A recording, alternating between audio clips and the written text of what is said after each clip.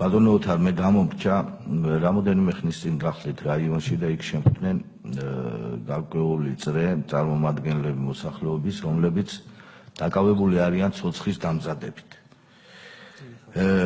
ძალიან ისეთი ინფორმაცია მომაწოდეს და ჩემი თხოვნა იქნება თუ ჩაერთვებით და გაარკვევთ და ალბათ მეც დავინტერესდები ამ საკითხით.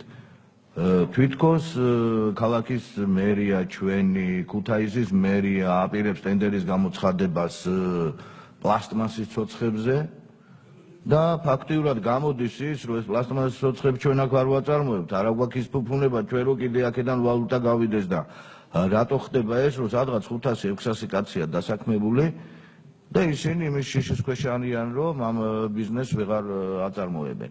იქნებ ეს ძალიან კარგად გავაკონტროლოთ თუ ხართ საქმის კურსში, მე არ ვიცი და რამე ინფორმაციას თუ მოგცემთ რა. შეწუხებული დამხვდა დაახლოებით რამოდენიმე პიროვნება, ალბათ 1-15 კაცი, რომლის უკანაც ამბობენ, რომ დაახლოებით 500-600 კაცი ყავს დასაქმებულიო და მეც დავინტერესდები და იქნებ თქვენ ჩაერთოთ, იმიტომ რომ გვაქვს ჩვენ მაგის რესურსი, რომ ცოცხი აქ ვაწარმოოთ და კიდე ვალუტაზე ავიღოთ უცხოეთიდან, ამას საოცარი ინფორმაცია მომივიდა. ეს ცოცხი ცოტა ცუდად აქვს მოსახლეობას.